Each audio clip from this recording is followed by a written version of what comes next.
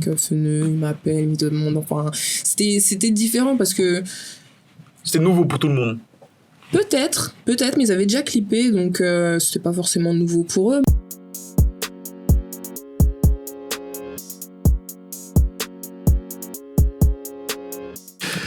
Aujourd'hui, on reçoit Dick Henley. Est-ce que j'ai bien prononcé ? Exactement. C'est bien, Dick Henley. Je suis très heureux de te rencontrer aujourd'hui. C'est le premier podcast de la chaîne Call Shop, de la chaîne du site internet Call Shop. Je suis très fier de t'avoir. Moi aussi, je suis ravie d'être là. Franchement, c'est top parce que c'était... on a échangé ensemble... la première fois quand on a échangé ensemble, on a senti une connexion entre toi et moi direct. Tu vois, comme ça. Grave. Aussi, grave.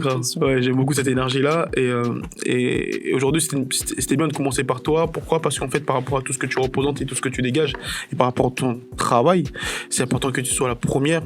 Et c'est marrant parce que je te voulais vraiment toi la première. Et c'est marrant parce que c'est toi qui as répondu la première directement en disant oui, je suis disponible tel jour. Le destin. Ouais. Et je te voulais vraiment toi. Donc du coup, c'est pour ça que c'est top, tu vois. Aujourd'hui, on va parler de toi. Ce que tu fais. Comment tu le fais et pourquoi tu le fais. Ok. Ça te va ? Parfait. Ouais. C'est un exercice que j'ai pas l'habitude de faire, mais on va le faire. Ouais, on va le faire. Let's go. Mais présente-toi. Écoute, moi c'est dit, j'ai 28 ans, je vis en région parisienne, en banlieue parisienne, dans 91. 91, c'est loin. C'est dans la forêt là-bas, c'est ça ? Je suis dans la forêt, loin. Donc, dès que je dépasse Paris, après... c'est la folie. Tomber, je te dis.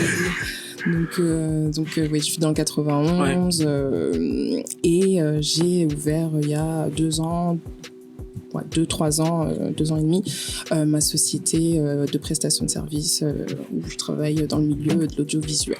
Ok. Ok.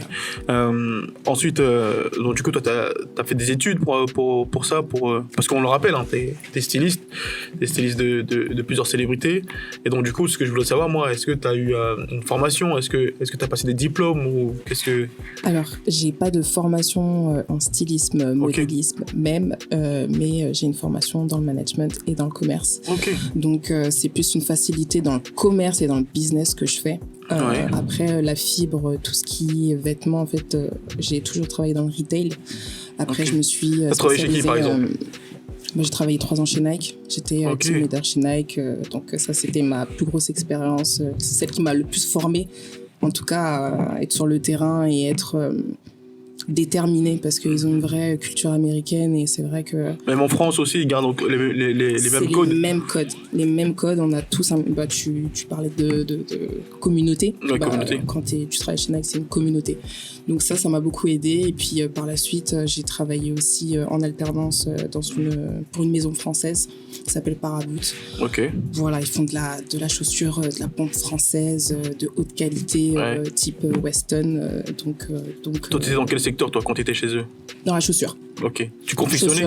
Pas du tout. Moi, j'étais vraiment responsable de vente, donc du coup... responsable de vente. Donc du coup, tu connaissais un peu les matériaux, tu savais un peu... Exactement. T'avais tout appris, quoi. Quand tu rentres dans les maisons de luxe en général, t'es obligé de faire une formation. Donc j'ai fait une formation sur le cuir, les peausseries, c'est pareil, les peausseries, tout ce qui est trait-pointe, comment on coud une chaussure, comment on reconnaît un cuir grainé, un cuir lisse, un cuir de mouton. Tu connais tout ça aujourd'hui ? Ouais, c'est une bonne base parce que du coup, ça... Quand tu touches ? Ouais, je suis dans le toucher. Ok, toi t'es dans le toucher, ok. Dans le toucher, donc... Ok, cool. Donc voilà, c'était une bonne base. Et puis chez eux, je suis restée 3 ans, j'ai fait mes études, mais je gérais cette boutique sur le Carré d'Or. Donc j'avais toute cette gestion-là. Donc, à quel âge t'avais... J'ai 28 ans et j'ai commencé à travailler, j'avais 16 ans. T'avais 16 ans. Et à quel âge t'étais chez Nike ? J'avais 21 ans. 21 ans, ouais, ok. Je crois que j'avais 21 ans à peu près. Ouais, ok. À peu près. Je sais plus trop les dates. Ouais, je vois. 2013, Mais c'est lourd, c'est-à-dire que t'as eu des postes à responsabilité très tôt. Ouais. Parce que dû à mon expérience, vu que j'ai commencé à travailler dès que j'étais en 3e, et puis après j'ai commencé des petits boulots de babysitting, c'est vrai que quand tu as pas mal d'expérience, en France en tout cas, et que tu es en train de c'est faire... mieux. Oui, voilà, exactement. J'ai eu plus de facilité à trouver du travail et à responsabilité parce que j'avais des compétences. Voilà. Et à l'école, c'était comment tu te sentais à l'école, toi ? T'étais derrière, au fond ? Moi, j'étais pas à ma place, vraiment, parce que je pense que j'ai toujours eu ce côté artistique qui fait que j'étais une fille, j'écoutais, mais je dessinais. Tu vois, je dessinais tout le temps. Tu sais bien dessiner ? Je sais pas si je dirais que je sais bien dessiner, je sais faire un croquis, je sais dessiner un visage, voilà, mais j'adore dessiner, j'adore peindre, des petits trucs comme ça. Donc, j'étais plutôt l'élève qui est là, qui écoute, qui fait ce qu'il faut pour avoir des bonnes notes, mais j'étais pas trop à ma place. Ok. Donc, sur une échelle de 10, combien tu te donnes en dessin? 6. 6? Ouais. Oh, toi et moi, on est pareil. Toi et moi, on est pareil. J'ai voulu un peu plus que la moyenne, mais... Non, mais parce que quand tu m'as dit, je dessine tout ça, moi, je m'attendais à un niveau, un vrai niveau, incroyable. Ah, non, franchement. Non, mais c'est top. Non, c'est top. 6, franchement, c'est top. Et t'es très modeste, c'est marrant. J'aime bien la modestie, je trouve que c'est important. Ouais, pour tout ce que tu fais, c'est vrai que... Parce qu'on va rentrer un peu plus en détail, là, on fait un peu les débuts, parce que ce qui est marrant, c'est toujours les débuts. Quand t'es dans ta chambre, qu'est-ce que tu penses, à quoi tu penses, qu'est-ce que tu vas faire. Par exemple, toi, quand t'as eu le deal avec Nike, après Nike, comment ça s'est passé? Tu t'as été viré avant d'arriver chez... ou c'est toi qui es parti, ou comment ça s'est passé? Alors, chez Nike, ce qui s'est passé, c'est que je voulais évoluer, en fait, et le seul poste à responsabilité, c'était Nike Running, quoi. Et en fait, j'étais pas... dans le running? J'étais pas trop spécialisée dans le running. Et en vrai, ce que je voulais, c'est que je voulais reprendre mes études. Et vu que j'étais restée chez eux un petit moment, je voulais qu'ils me payent la formation. Ça s'est pas fait.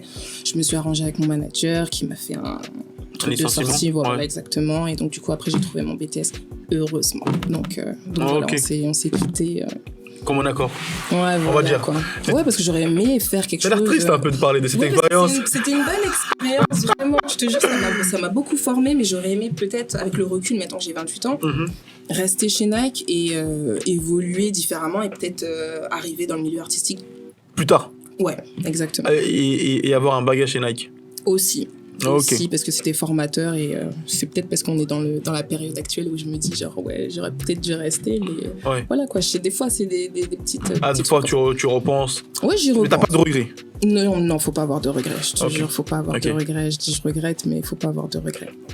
Donc du coup, la deuxième étape, parce que là on est allé un peu trop vite, c'est pour ça que je reviens un peu sur l'expérience Nike, pour vraiment comprendre, parce que aujourd'hui, quand tu travailles chez Nike, aussi jeune, je pense que tu as dû emmagasiner tellement de choses, et c'est pour ça que tu vois, je reviens un peu sur le secteur Nike, et c'est marrant parce que quand tu parles de Nike, on sent un peu cette émotion.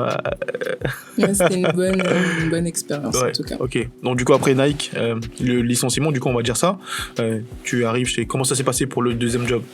J'ai postulé. Tout simplement. J'ai postulé tout simplement, et puis j'ai été sur plusieurs pistes, et cette entreprise-là m'a répondu et ils m'ont dit que mon CV leur intéressait. Et on y va. Ouais, voilà. Tout simplement. Exactement. Bon, je pense que tout était bien rythmé, timé, mais voilà, ça n'a pas été très compliqué dans le sens où à Paris c'est difficile de trouver des alternances. Et voilà. Nous allons parler de quelque chose qui me touche, moi, souvent, sur les changements de vie, on va dire. Est-ce que pour toi, tu ne penses pas que c'était le bon moment pour le bon passer moment. À autre chose? Peut-être, ouais. Ah, clairement. Je pense que oui. Quand tu le dis, je pense que oui. Tu vois, mettons, quand tu y repenses, est-ce que tu te dis pas au final, est-ce que tu n'étais pas peut-être arrivé à un bout de chemin, ça y est, avec Nike? Peut-être que toi, tu te dis, j'aurais dû continuer peut-être, mais je pense que, je sais pas, chacun il dit comme il veut, l'univers, Dieu comme il veut, Bouddha, chacun il dit comme il veut, mais tu penses pas que c'était peut-être un message de quelqu'un qui te faisait comprendre, ma copine, c'est le moment d'aller voir ailleurs? Aussi. Pour pouvoir faire ce que tu es aujourd'hui. C'est ça. Je pense que tu as totalement raison, et c'est vrai que je l'avais pas vu comme ça. Donc, tu vois. Bien dit. Donc redis-moi le nom de la marque chez qui t'étais, la deuxième marque? Paraboot. Paraboot, ok. Après Paraboot, qu'est-ce qui s'est passé? Alors, après Paraboot, je me suis décidée à arrêter. Donc, Arrêter. J'ai arrêté de travailler. C'est la merde, celle-là. Ouais, non, parce que ras-le-bol. C'était un ras-le-bol. 3 ans en alternance, je pense qu'il y a pas mal d'étudiants qui te diront que à Paris, l'alternance c'est très relou. Et j'avais beaucoup de responsabilités pour une alternante. Je devais passer mes études, j'avais un trop plein. J'avais besoin d'une année sabbatique en vrai. Donc, de pouvoir, comment dire, juste ça. Pression, respirer et tout. Et kiffer un peu, quoi. Voilà, c'était ce que je voulais vraiment après cette année-là. Donc, les choses se sont bien faites. Ok, donc du coup, quand tu arrêtes avec eux, avec Paraboot, je sais pas pourquoi j'ai du mal à dire leur nom. Ouais, c'est très compliqué. Paraboot, donc lorsque tu arrêtes avec eux, tu passes à autre chose, tu te coupes du monde, on va dire de la mode, c'est ça? Et qu'est-ce qui se passe dans ta tête? Qu'est-ce que tu fais? Et déjà, pour savoir combien de temps tu t'es arrêté? Bah, pas très longtemps, en vrai. Ah, ouais, pas très longtemps, parce qu'en octobre, j'ai un ami, c'est là où je commence à aller dans le milieu artistique. Ouais. Il y a un ami qui me dit, oh, tu fais quoi? Viens, accompagne-moi sur le clip et tout, j'ai besoin de toi. Je dis, ok. C'était qui le clip, si on peut savoir? C'était Anna Parisi. Elle s'appelle plus Anna Parisi, mais elle s'appelle comment? Elle s'appelle Anna, quelque chose comme ça. Ok, c'est une jeune. Oui. Non. Oh mon Dieu. C'est une. Oh là là. Mais elle s'appelle Anna. Anna. Je sais enchantée, Anna. Salut. Coucou. Voilà, elle a ressorti son titre et c'est voilà quoi. Donc c'était Anna Parisi. On a fait son clip. On était en forêt et puis voilà. C'est comme ça que. Et toi, à ce moment-là, quand tu arrives, ton ami était styliste du coup? Non, c'était un réalisateur. Il a une boîte de production qui s'appelle Mauvais Film. Ok. Et justement, du coup, il est réel. Il est réel. Donc toi, du coup, quand t'arrivais sur le shooting, il y avait quoi? Il y avait une styliste, il y avait quoi? Il y avait juste l'artiste. Il y avait l'artiste. Et qu'est-ce que t'as fait? Je sens que t'as fait quelque chose. Ouais, bah j'ai. Qu'est-ce que t'as fait? Qu'est-ce que je devais faire, tu vois? C'était quoi ton rôle à la base ce jour-là? Bah, en vrai, il voulait que j'aide Anna à s'habiller, trouver des petits trucs comme ça, enfin qu'elle soit dans un bon mood, tu vois. Et du coup, quand je suis arrivée, il y avait lui et on va dire un cadreur, un assistant. Ouais. Et justement, ce que j'ai fait, c'est que j'ai un peu, j'ai essayé d'apporter un mood assez sympa, quoi, la rassurer, faire en sorte vu que elle avait pas trop clippé, faire en sorte. C'est la première fois pour elle et tout ça. Enfin, c'est ses premiers pas, c'est ses premiers pas, quoi, en tout cas. C'est ses premiers pas, en tout cas, dans la musique. Donc, ok, top. Donc voilà, j'ai essayé d'être présente et d'apporter ma touche, en tout cas. Et à ce moment-là, tu prends goût. Si je comprends bien, tu prends goût au stylisme. C'est ça. Et là, qu'est-ce qui se passe? En fait, concrètement, je suis un peu, comment dire, je fonce pas tête baissée. Moi, j'ai besoin d'observer. Je suis quelqu'un d'observatrice, très observatrice. Donc, ce que j'ai fait, c'est que j'ai continué à faire des clips avec lui où j'ai observé et j'ai vu où je pouvais apporter ma compétence en tant que, plutôt en tant que manager ou coordination. C'est vraiment de la coordination que je pouvais, en tout cas, faire sur les clips et comment je pouvais l'aider. Donc, je me rappelle plus de ta question, je suis partie. Non, c'était. Non, c'est cool. En plus, le pire, c'est que tu as bien répondu. En plus, non, c'est top. Et du coup, ce clip-là, avec Anna, tu as travaillé gratuitement? Ouais. Ok. Ouais, je crois. Ouais. Tu as accompagné ton ami sur plusieurs clips. Ensuite, à quel moment il y a eu un pic où ta carrière a pris un tournant ou quelque chose comme ça? C'est le clip Adagio, Mafuzi Style, je crois. C'était vraiment où tu sais, je fais les choses un peu. Tu dis que je suis modeste parce que je fais les choses, en fait, je me rends pas compte. Ouais, tu t'en rends pas compte. Ok. C'est comment t'es atterri là-bas? Attends, là tu nous parles de Anna, après tu dis j'ai suivi mon ami, et après tu dis mais attends quand même. Non mais il faut que tu suives l'histoire parce que je sais que la personne qui m'a appelé c'est mon ami réel, il a une boîte de production et il travaille en collaboration avec des artistes qui les démarchent pour faire des clips. Et il a aussi travaillé avec Trace TV. Du coup, Trace TV, la télévision, voilà, exactement. Et donc du coup, il faisait quoi pour Trace TV? De la réalisation. Il faisait pour les émissions. Les clips. Que des clips. Okay. Il faut savoir que Trace TV, ils produisent des clips aussi. Ok, donc, top. En fait, ils ont raison. Il y a beaucoup d'argent là-dedans. Exactement. Et quand ils produisent des clips, souvent ils font appel à certaines boîtes de production. Donc, ok. Donc voilà. Et donc. Donc du coup, il a réalisé pour eux. Voilà, exactement. Ok, top. Après, ensuite, donc toi, tu continues avec lui, en gros. En fait, lui, c'était devenu un peu ton binôme, en vrai. Ça a été mon binôme, mais c'est clair. En fait, c'est un ami aussi depuis plus de 10 ans, tu vois. Donc, ça me tenait un petit peu à cœur de l'aider dans son business et de voir comment je pouvais l'aider. Donc, J'ai une question que je me pose. C'est combien de temps tu as travaillé gratuitement? Waouh!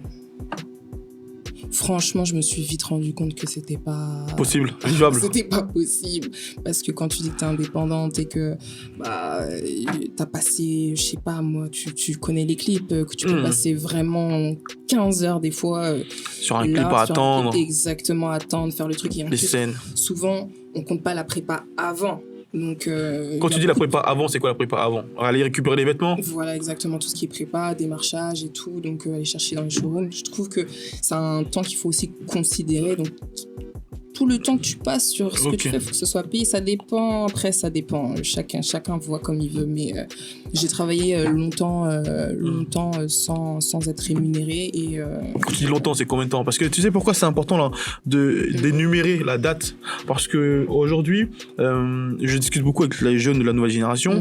Lorsqu'ils font... ils sont là pendant 6 mois, ils font quelque chose et qu'ils sont pas payés, ils sont débordés, genre pourquoi tu pas payé, et moi je te donne un exemple, j'ai dû travailler pendant 2 ans, 3 ans sans jamais toucher un centime. Il y a que là maintenant que je vais commencer à faire mon argent parce que j'ai acquis des compétences qui font qu'aujourd'hui tu peux pas passer au-dessus. Tu peux pas ne pas, tu vois, ça fait quand même longtemps. Ouais, tu dois le médailler, tu vois. Mais moi je trouve qu'aujourd'hui pour gagner de l'argent dans l'artistique, il faut le prouver. Parce que les caméramans, il y en a beaucoup. Les stylistes, il y en a beaucoup. Peu importe ce que tu penses, il y en a beaucoup. C'est ça. Mais qu'est-ce qui fait que toi, on doit te payer et pas un autre? Tu vois? C'est ça.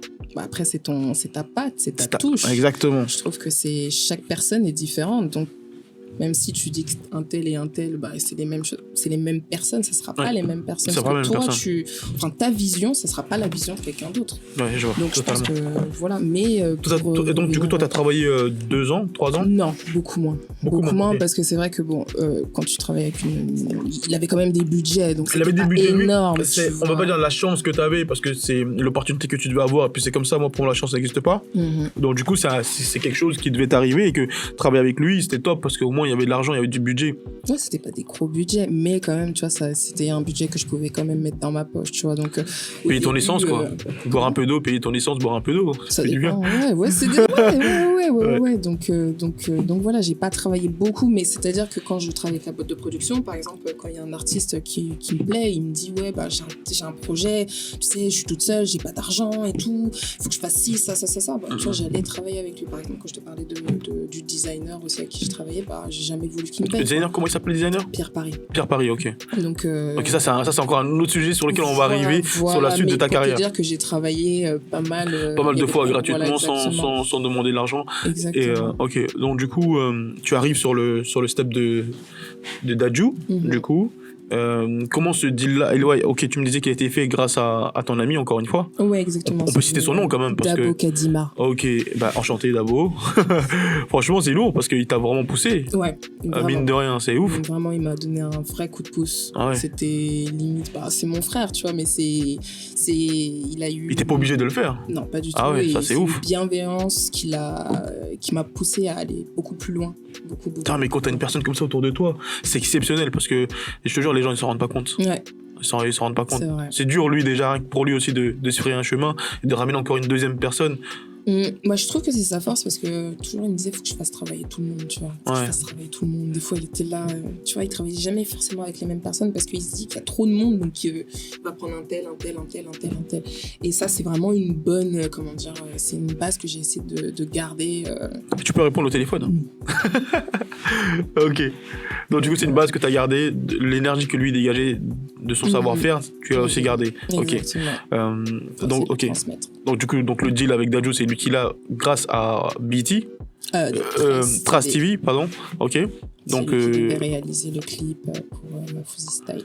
Ok, et comment ça s'est passé? Toi, ton rôle à toi, c'était d'être styliste pour Dadju, du coup? Alors, j'ai fait plus que ça. C'est-à-dire qu'on était plus, comme je t'ai dit, on avançait un peu plus... On avançait, donc du coup, j'ai essayé de l'assister aussi. Donc, j'ai assisté beaucoup sur les tournages. Donc, dès qu'il y a un budget, écoute, j'ai besoin de ça, coordination, faire venir tout le monde sur le plateau, appeler un tel, appeler ceci. Voilà, c'était plutôt ça mon rôle. J'étais l'assistante. Waouh. Plutôt suisse, mais les gens, ils sont waouh, c'est ouf. La charge de travail. C'était genre par exemple sur un deal comme ça, sur Dadju par exemple, si on vous disait quand vous avez eu le deal, c'est sur combien de temps que tu as dû réaliser tout ça? Ramener toutes ces personnes, s'occuper de tout ça? 2 jours. 2 jours, ok. En 2 jours, tu as dû tout gérer, le stylisme et tout ça. Ouais. Et Dadju était pas aussi connu, on va dire. Non, il n'avait pas encore Rennes. Justement, tu vois, je l'avais connu de Shinsekai et tout, et je pense que c'était un de ses vrais morceaux. Pas dans ok, le pas dans le... Exactement, et en fait, ce son, il a un peu une connotation spéciale parce que c'est une collab qu'ils ont fait, enfin que le DA de Trace a fait avec Trace TV. Ok. Le DA de Trace, oui, avec plutôt Serge Ibaka. Et il a demandé à Dadju de créer une chanson, un hymne pour Serge Ibaka. Incroyable. Donc, c'est la chanson My Freezy Style qui en est sortie. Donc voilà.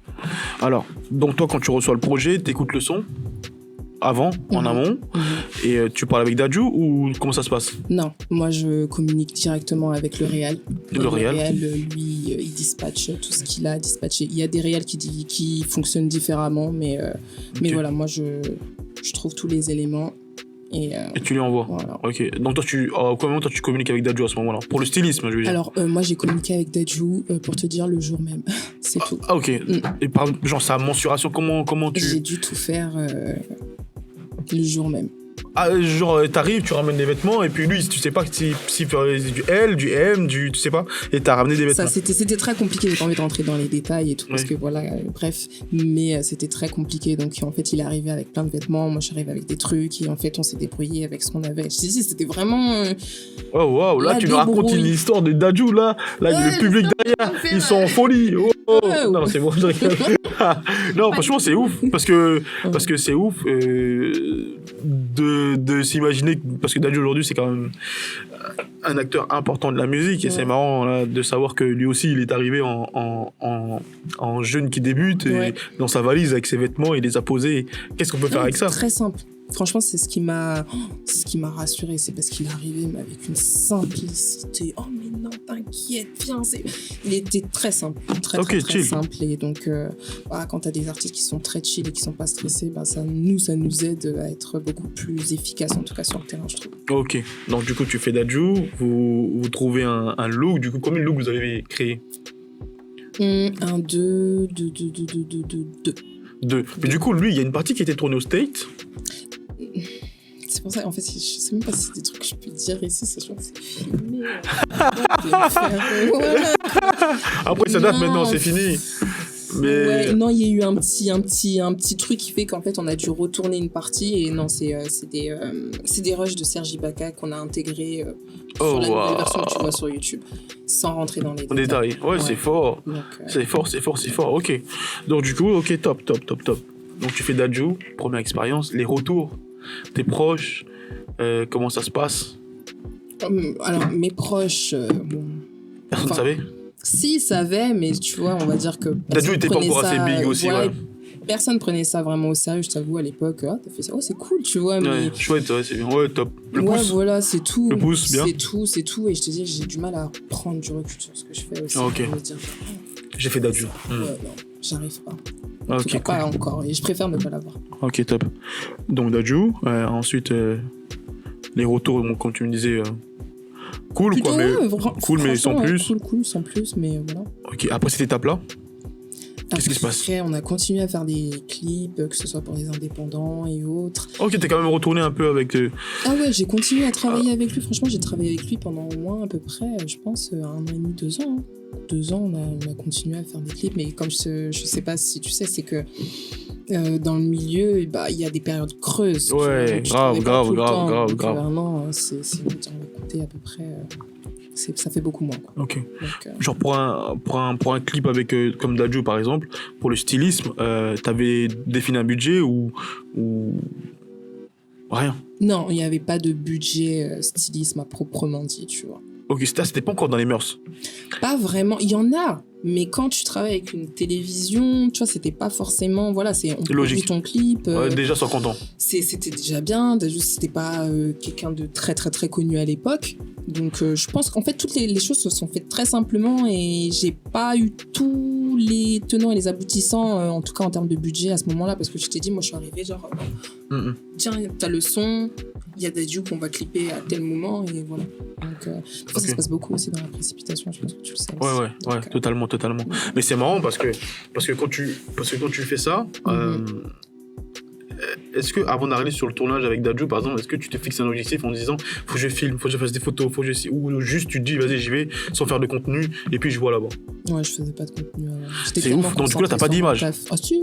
Ok, t'as quand même fait quelque chose. J'en fais tout le temps parce que bon, tu connais, on est connecté. Téléphone. Ouais, fort. Mais c'est vrai que j'ai pas pensé à me dire il me faut du contenu pour moi ou quoi que ce soit ou à marketer ça et d'en faire un vrai truc. Je venais, je fais mon truc, j'ai travaillé et ouais, c'est tellement je suis concentrée dans mon taf que je pense pas forcément à moi. Donc c'est pour ça que je pense à prendre des assistants, des machins comme ça, mais c'est vrai qu'au début non. J'ai quelques photos que j'ai pu mettre sur mon Insta, les machins comme ça. Tout simplement, ouais. Ok, donc on passe à l'étape de Dadju. Ok, c'est fini. Tu continues à bosser un peu avec des jeunes et aussi toujours avec ton ami. Là, on arrive à quelle période maintenant de ta vie là? D'ailleurs, juste pour terminer l'époque de Dadju, c'était quelle année? 2018. 2018, 19 ans, ok. Il y a 2 ans en arrière. 2018, ouais. Ok. Quoi, Dadju, il a eu un pic là, un gros pic comme ça, il y a que 2 ans là? C'est ouf. J'ai l'impression que ça fait un siècle Dadju, on le voit, on dirait. Je sais pas, c'est bizarre, hein. Style. Ouais, c'est ouf. De 2018. Ouais, c'est ouf. Je crois. Ok. Si, c'est ça. Ouais, je pense que c'est ça, on va dire que c'est ça. Mais c'est pas grave, hein. Dans les commentaires, les gens ils pourront dire ou vous nous appelez, hein, vous nous contacter. Donc du coup, ok. Après cette époque-là, avec ton ami, tout ça, vous passez à un stade supérieur où toi, tu continues à avancer solo ou comment ça se passe? Alors là, il s'est passé que il m'a fait rencontrer pas mal de gens et que suite à ça, j'étais amenée à travailler avec le DA de Trace qui m'a aussi beaucoup formée. Donc du coup, tu rentres dans l'équipe de Trace TV? Alors, pas directement. Moi, je travaillais pour le DA. Donc, je travaillais pas pour Trace TV. Ok, pour le DA. Donc, lui qui a vu ton travail sur Dadju, qui a beaucoup aimé ton énergie. Et il a dit, cette personne-là, c'est avec elle je veux bosser. Exactement. Et il m'a appelé un soir. C'était en été. Et puis, il m'a dit, écoute, j'ai un projet. C'était quoi le projet? C'était, en fait, il devait faire venir Serge Ibaka une semaine pour la Fashion Week. Oh, top! Toi et tout. Oh, wow! Pour être son styliste, du coup? Alors, non, pour faire de la coordination, toujours. Toujours ma force vraiment c'est la coordination, le stylisme je l'ai toujours fait parce que c'est ta fibre, c'est ma fibre et que je kiffe ça, tu vois, mais c'est vrai que je suis on te contacte à la base pour la coordination, pas pour le stylisme? Les deux maintenant c'est vraiment les deux, tu vois, mais au début c'était vraiment pour la base coordination. Après on devait se mettre aussi à faire du stylisme, ça c'est pas fait, mais la base c'était de gérer son emploi du temps pendant une semaine. L'emmener faire des activités, l'emmener faire des choses, ce qui fait Paris quoi. Et toi tu le suivais aussi dans ces moments-là? Exact. Donc t'as vécu la vie des riches, la vie des stars pendant une semaine. Raconte-nous un peu, c'était comment la vie des stars? Franchement c'était cool, c'est cool parce que le personnage aussi il est simple. Waouh, super simple, super agréable. Donc c'était beaucoup de pression parce que t'as affaire à un milliardaire qui tu vois le délire. Tu sens qu'il est milliardaire, tu sens qu'il a de l'argent. Il est quand même exigeant. Il a une certaine exigence que tu peux pas justifier. Oui. Okay. Donc franchement oui, c'est pas dans l'excès, c'est pas dans l'abus, c'est-à-dire que. Donne-nous un exemple par exemple d'exigence qu'il voulait. Il faut que le matin, il faut qu'on le réveille pour faire son sport. Il faut qu'il aille faire son sport tous les jours. Tous ses entraînements, c'est tous les jours. Wow. Et il y a non-stop. Aucun moment où il peut rater le sport. Vraiment pas. Ça, c'est une exigence. Et encore, tu vois, je trouve que c'est normal. C'est un athlète de haut niveau. Même s'il est en vacances, il va quand même faire son sport. Comme quoi. Voilà. Mais sinon, on n'a rien sans rien. C'est tout, quoi. Tu sais que tu peux lui ramener un bon petit plat, il va le manger tranquille avec toi, mais c'est quelqu'un de très réservé aussi. Donc. Ok. Donc Serge Ibaka, bonne expérience. Ouais, très.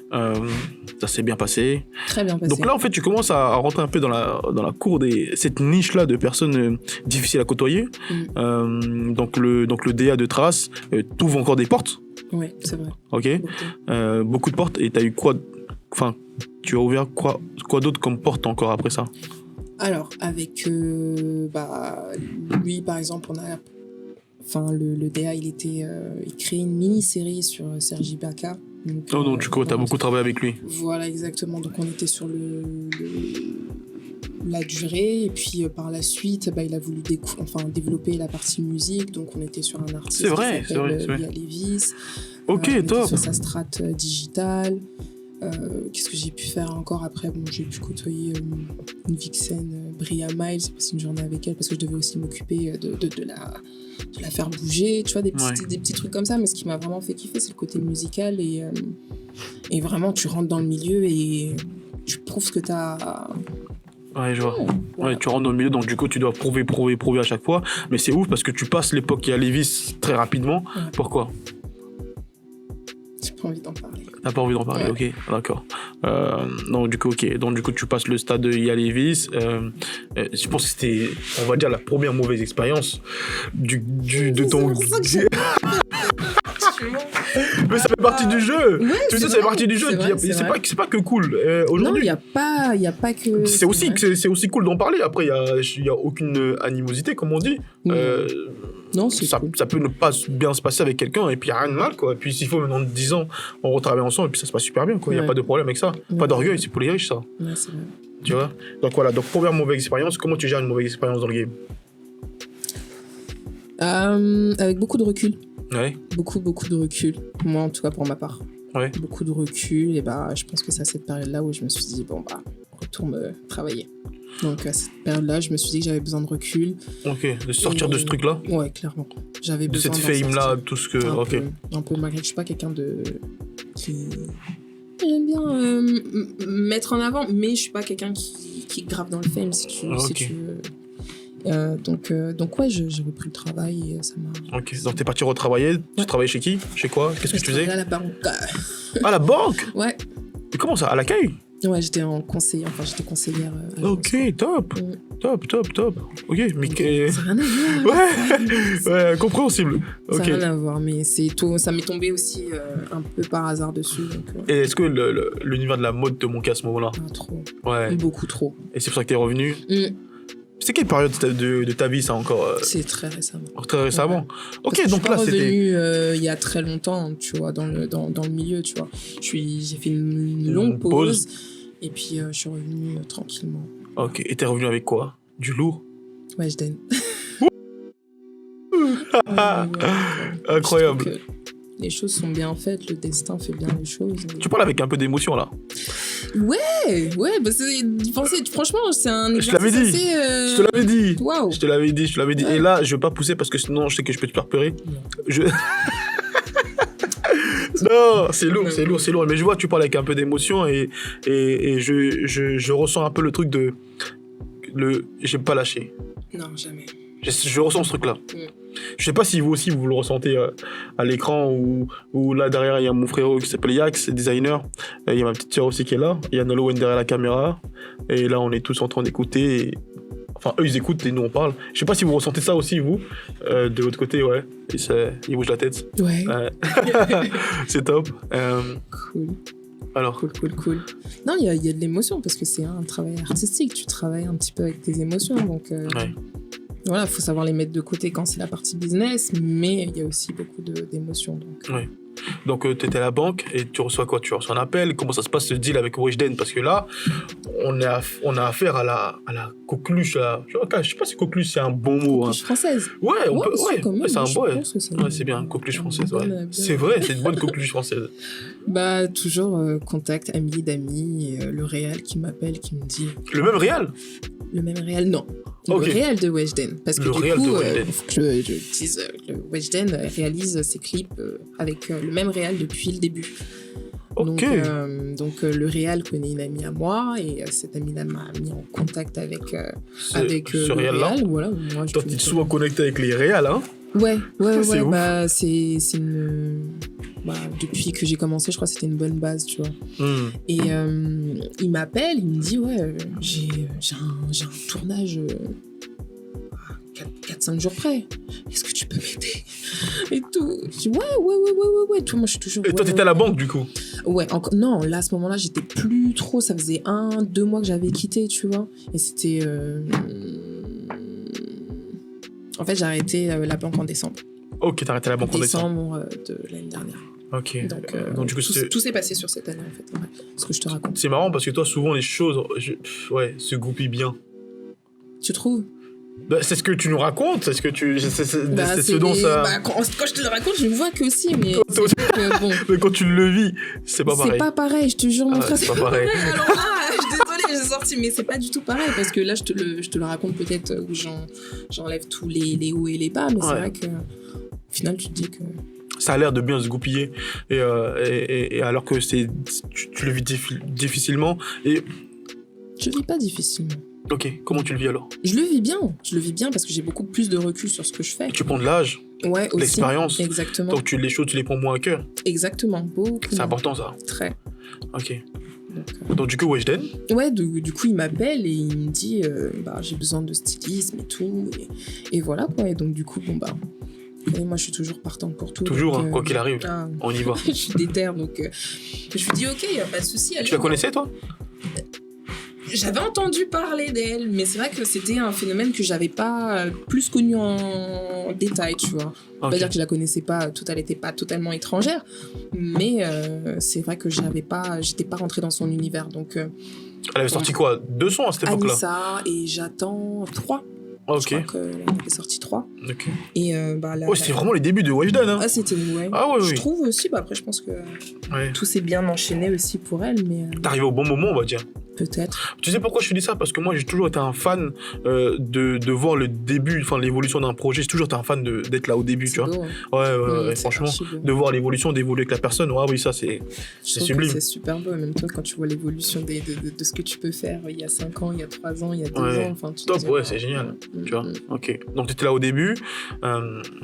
Donc du coup, la première fois que vous vous rencontrez avec Weshden sur un clip. Non, on s'est rencontrés avant, on a fait les essayages, ça s'est mieux passé, tu vois. C'est-à-dire cool. Enfin, on a pu échanger, et puis je parlais avec Feneux, il m'appelle, il me demande, enfin, c'était différent parce que... C'était nouveau pour tout le monde. Peut-être, mais ils avaient déjà clippé, donc c'était pas forcément nouveau pour eux, mais il y a un rapport qui est totalement différent, ils sont très simples encore. C'est des gens, franchement, ils ont les cœurs sur la main, que ce soit le réal ou que ce soit Feneux qui paraît un personnage peut-être assez intriguant, mais ils ont vraiment le cœur sur la main. Donc on fait les essayages et tout, et puis après le lendemain, on a fait le clip. Puis voilà, naturellement. Ouais, c'était cool. J'ai une question. Est-ce que Weshden, dans ses yeux, je sais pas, moi je suis un mec qui regarde beaucoup dans les yeux pour savoir, puisque ça ment pas. Est-ce que Weshden, dans ses yeux, tu ressentais un truc de elle va le faire? Qu'elle va péter? Ouais, ça se sentait. C'est une petite tête d'éther. Je pense qu'il y a beaucoup de personnes qui se rendaient pas compte de ce qu'elle allait... Après, moi, j'écoutais aussi le projet avant, donc je savais ce qu'elle allait sortir, et je me suis dit, ah ouais, il y a du level, en fait. Donc maintenant, je savais qu'il y avait un vrai potentiel quand j'ai vu Anissa, et puis après, quand j'ai vu Coco, j'ai dit, ah ouais, ok, c'est parti. Donc. Ouais, c'est parti. La machine est lancée. C'est ça. Ok, donc du coup, vous bossez ensemble du coup, sur plusieurs projets. Tu deviens sa styliste, comment dire, attribuée, comment on dit? Non, je sais pas. Je travaille toujours avec la boîte de production. Donc moi vraiment c'est pas. Donc tu suis la boîte de production. Voilà, exactement. Et lorsqu'ils font un truc avec Weshden, tu es là. Je sais qu'elle travaille aussi avec d'autres stylistes. Pas beaucoup, mais voilà, elle travaille avec d'autres stylistes. Et le but c'est ça, c'est qu'elle s'ouvre à d'autres personnes, parce que si tu travailles, tu es au début de ta carrière et que t'es avec un seul style, ça dépend. Je sais pas. Moi, toi, qu'est-ce que t'en penses? Moi, si j'étais un styliste, si j'étais un artiste, je restais avec la même personne. Après, tu connais. Moi, je suis très, je vais pas dire sectaire, mais je suis très. Ce que tu veux dire. C'est si je suis avec toi, on mange ensemble, et je préférais avoir 1 centime et le partager avec toi, plutôt qu'avoir 1 centime et aller chercher une autre personne, alors que depuis le début, on est ensemble, et c'est pas comme ça, tu vois. C'est pas comme ça. Moi, je suis très comme ça, tu vois. Mais les Français, tu sais très bien qu'ils réfléchissent pas vraiment comme ça. Surtout dans le milieu, ils réfléchissent pas vraiment comme ça. Il y en a très peu qui ont un styliste attitré depuis des années. Niska, je sais qu'il travaille avec la même personne. Avec Axel, ça fait 2 ans. Voilà, il travaille avec elle depuis très longtemps. Mais dans le mainstream, il y en a très peu. Après, je dirais dans la world, peut-être un peu plus. Parce que tu sais, les univers sont un peu plus artistiques. Donc du coup, les gens, ils se trouvent peut-être un peu plus facilement. Mais voilà, je suis pas la seule qui travaille avec elle. Et je pense qu'on est 2 à travailler. Cléa, la prochaine, l'autre? Non, elle s'appelle Amani. Ok. Et tu sais que c'est marrant parce que, genre, quand je regarde même en haut, tout le monde n'a pas le même styliste. Genre, par exemple, tu prends d'autres personnes, hein, tu prends même un John Hallyday, je sais pas, 40 000 stylistes. La dernière fois, je parlais avec je sais plus avec qui, et on parlait de Eva Queen. On disait que Eva Queen, elle avait énormément de stylistes qui l'habillaient. Mais Clélia, l'habille, moi je pensais que c'était sa non, c'est pas ça. Non, Clélia, bon, pour ceux qui ne le savent pas, Clélia, c'est Casal qui sera bientôt aussi dans le podcast. C'est la styliste des 4 queues et qui a aussi bossé avec Eva Queen, mais c'est pas sa styliste attitrée. Voilà, ouais, c'est le bon mot. Ok, donc Weshden, donc bonne opportunité pour toi. Tu te connectes au bon moment.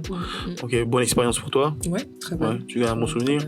Oui, franchement, c'était vraiment très, très cool. Combien de fois vous avez bossé ensemble? Je pense qu'on a fait 3 visuels ensemble. Ouais. Je pense qu'on a fait 3 visuels. C'est-à-dire Coco, après on a fait le teaser de Coco, et puis on a fait 16. Ok. Elle est quel type de personnel quand tu lui ramènes des pièces, elle donne son avis ou elle se laisse totalement... Non, elle est pointueuse, elle sait ce qu'elle veut. Elle sait ce qu'elle veut. Ouais, c'est ce qu'elle veut. Okay. C'est-à-dire que je sais que des fois elle fait des efforts parce que voilà quoi, mais c'est vrai que non. Elle sait ce qu'elle veut. Elle a 16 ans, mais elle sait très bien ce qu'elle veut. Et c'est ça que j'aime bien. Comme ça, on n'a pas, tu vois, je vais pas lui mettre une pièce. Tu vas pas l'imposer. Et voilà, donc. Ouais. C'est quoi un bon styliste pour toi? Je pense qu'un bon styliste. C'est une personne qui est beaucoup dans l'analyse, dans l'observation, qui a bien étudié en fait son client, qui a bien identifié ses besoins, qui a bien identifié surtout, tu sais, les complexes qu'ils ont, qu'on doit aussi, tu vois, forcément mettre en avant sans forcément les cacher. C'est ça un bon styliste, quelqu'un qui t'a bien analysé, qui sait ce que tu veux quand tu le veux et qui est assez disponible aussi. Ouais, qui est assez disponible, ok. Ouais, okay. Et toi? Pour moi, un bon styliste... Ouais, bien sûr, tu peux me poser des questions. Non, même si à la base, c'est pas le rôle. Mais bon, ouais, je peux très bien répondre à des questions. Moi, pour moi, un bon styliste aujourd'hui, c'est juste une personne qui sait s'adapter à chacun. Et pour moi, un bon styliste, c'est celui qui va pas imposer le truc, mais qui va trouver un terrain d'entente avec l'artiste. Et c'est là où c'est pour ça que moi, je préférais rester avec le même styliste tout le temps. Pourquoi? Parce que ça vous permet de pouvoir grandir ensemble et évoluer ensemble et tester plusieurs choses ensemble, tu vois. Alors que quand c'est un one shot, on va dire, tu ramènes des vêtements, mais s'il faut, c'est pas le moment pour la personne de porter un truc comme ça, tu vois. Je vois ce que tu veux dire. C'est pour ça que donc reste avec un styliste, c'est moi je préfère, tu vois. Je peux te poser une question? Ouais, dis-moi. Toi qui es auto-entrepreneur, qui a ta société, comment le fait de travailler avec une seule personne, tu vis pas? Sachant que les projets ne sont pas forcément très rapprochés, tu es obligé de multiplier les projets pour pouvoir justement avoir une bonne base. Donc, le fait de travailler avec une seule personne, c'est très bien. Mais par exemple, un artiste, il va pas sortir une vingtaine de visuels par mois, quoi. Donc, en tant que businessman ou businesswoman, il faut que je diversifie mon activité. Et c'est pour ça que je pense que rester avec une personne... Alors, je comprends ce que tu veux dire, mais tu le dis pourquoi? Parce qu'en fait, en France, le styliste est payé, à mon humble avis, de ce que je sais, sur les clips. Mais il y a les interviews. Ouais. Il y a les événements. Aussi, moi je m'occupe que des clips. Tu vois? Et en fait, tu peux accompagner l'artiste sur tout et tu peux avoir très bien... Plusieurs... tu vois ce que je veux dire? En fait, il y a matière A. C'est juste qu'en fait, aujourd'hui, en France, ça commence un peu plus à se développer, mais très peu, les artistes investissent uniquement sur le clip. Mais après, quand tu les croises dans la rue, ça colle pas du tout. T'as compris. Ça colle pas du tout et ça, c'est dommage, tu vois. L'image, elle se détache, en fait. T'as il y a le personnage et le clip. Et pour la petite histoire, hier, j'étais avec Caris, et Caris, c'est le même dans les clips, comment il est habillé tous les jours comme ça. Oui. Ah oui. Ah oui. Louis Vuitton, Gucci, tout ça, tous les jours. Ah oui. Vrai. Ah oui. Lui, il rigole pas avec ça. Je pense pas qu'il change vraiment. Ah non. Lui, il rigole pas avec ça. Et tout, hein. Tout. Casquette, tout, ça bouge pas. Jeune riche à fond, tu vois. Ouais. Donc, il est vraiment, il va au bout du truc, tu vois. Et donc, ouais. Moi, je suis plutôt partant du... Ça, c'est ce que... Mais c'est... Ouais. C'est vrai, je suis d'accord avec toi. Ok. Ok, donc Weshden, bonne expérience. Après, qu'est-ce qui se passe après Weshden? Alors après Weshden, en fait, il s'ensuit que je travaille avec... j'ai une proposition de la boîte de production pour devenir directrice de production. Donc, du coup, bravo. Là, récemment, du coup, alors ça veut dire. Oh là là. Du coup, c'est ce qu'on fait et c'est ce qu'on va continuer à développer. Ok, bravo. Voilà. C'est lourd. Ouais, c'est bien. Comment tu te sens là? Je me sens bien, je t'avoue, j'ai eu beaucoup de travail avant, donc voilà, mais le confinement, ça m'a permis de reprendre des forces et tout, donc voilà, et surtout de restructurer mon projet. Ok. Donc voilà. C'est cool. Je sais pas combien de temps ça fait là, mais je pense que c'était cool d'en savoir un peu plus et tout sur comment tu t'es créé, comment tu as fait, comment tu as fait pour en arriver là. Et je pense que la route elle est encore longue parce que là le contrat que tu viens d'avoir il est cool. Ouais, c'est cool. Il est cool. T'aimerais faire quel artiste là par exemple? Habiller quel artiste? J'aimerais passer aux internationaux. Qui t'as des idées un peu? Ah, je t'avoue, j'aurais aimé. Steph London, c'est marrant, hier son frère il était dans le secteur, tu sais, je t'avais dit. Ouais. Ah mais oui, tu m'as dit. Ouais, c'est son frère. Comment ça s'appelle j'oublie son nom à chaque fois. Comment il s'appelle le frère qu'on devait clipper hier, qu'on devait faire le truc hier. Le feat avec Harris. Ah oui, en studio, tu m'as dit. Ouais. Ok, ouais. J'ai oublié son blaze. Bref, et Steph London, elle a un frère, et c'est vrai que, en fait, pourquoi je te dis ça? Parce qu'en fait, c'est pas aussi lointain que ça, c'est possible. Ouais. C'est possible, franchement, c'est possible. C'est pas aussi lointain que ça. On va faire ce qu'il faut pour. Mais vas-y, dis-nous comment tu as procédé pour arriver à ce step-là. J'irai au culot. Je vais à Londres avec ma valise, mes pièces. Waouh. Et je vais dans un endroit où je sais que je peux rencontrer des gens du milieu. Ok. Je propose. Waouh. J'aime cette énergie, tu vois, j'aime cette énergie. Parce que si j'attends sur quelqu'un... Qui connaît quelqu'un... Non, ouais. Je prends ma valise, je me vais. Avec des vêtements cool shop à l'intérieur. En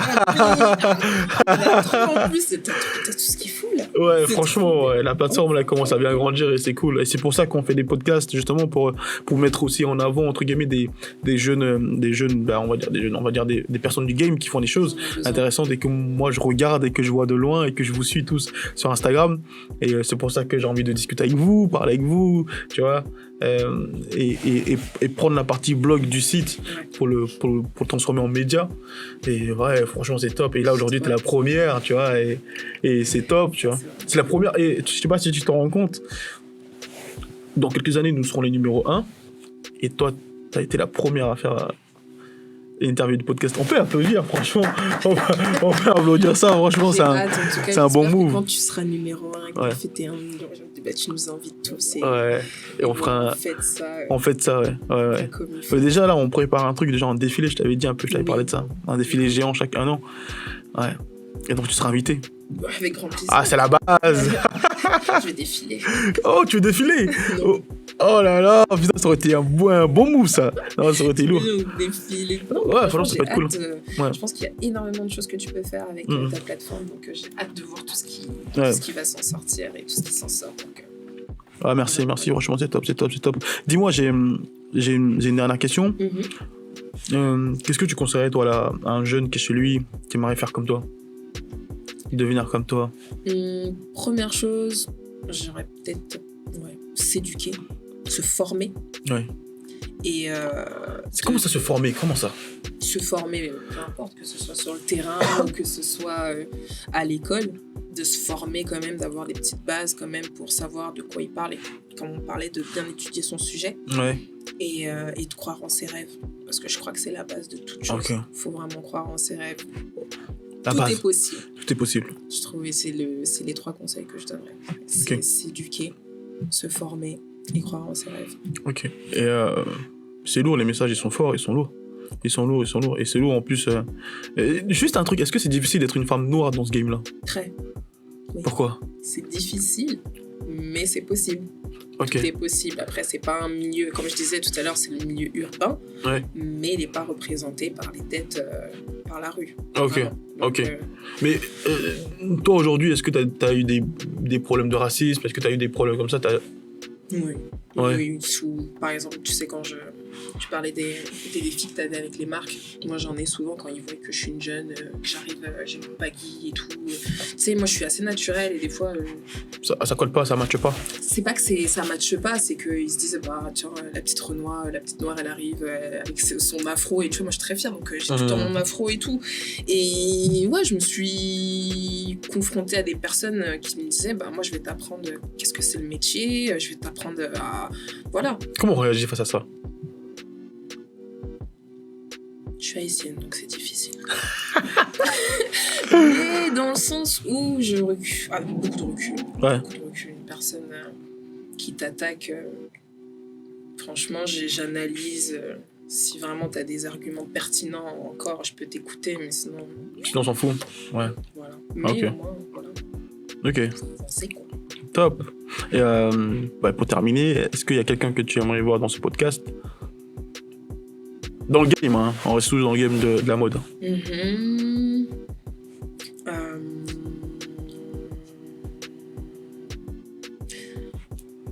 Oui. Qui je t'avoue, tu m'as dit que Cléa allait déjà venir. Ok. Il y a, je sais pas si je vois. Amani. Amani, ok. La styliste de Weshden, du coup. Ouais. Ok. Je sais pas si Ok.